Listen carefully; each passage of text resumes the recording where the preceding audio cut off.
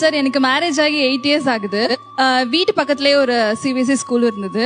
அங்க சும்மா தான் போய் ஜாயின் பண்ணேன். எங்க வீட்ல வந்து நான் எம்காம் வரைக்கும் படிச்சுட்டு வந்தேன். ஒரு 3 மந்த்ஸ் ஸ்கூல் போயிட்டு இருந்தேன். பிரின்சிபல் சார் வந்து என்ன வந்து சொல்லியிருந்தாங்க, பிஎட் கண்டிப்பா போடணும்.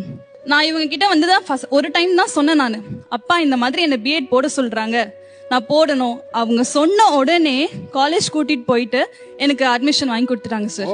அதுக்கு வந்து இவ்வளவு காசு செலவாகும், அவ்வளவு காசு செலவாகும் அப்படின்லாம் அவர் எதுவுமே யோசிக்கல. உங்க மருமகள் நீங்க தான் படிக்க வச்சீங்கங்கறாங்க. யார் சொன்னது மருமகன்னு? யாருப்பா சொன்னது?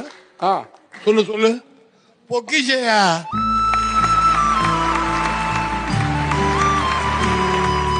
அது பொக்கிஷம். நீங்க ஒரு விஷயம் மருமகன் வீட்டுக்கு வந்த பிறகு பண்ணிருக்காங்க அப்படி சந்தோஷமா இருப்பீங்கல்ல? யார் செய்வா? யாருமே செய்ய மாட்டாங்க. இந்த இடத்துல கை ஒஞ்சி போச்சு, உடம்பு தேய்க்க முடியாது. கை உடஞ்சு போச்சு. குளிக்கும் போது உடம்பு தேய்க்க முடியாதா? மருமகன் டெய்லி குளிப்பாட்டு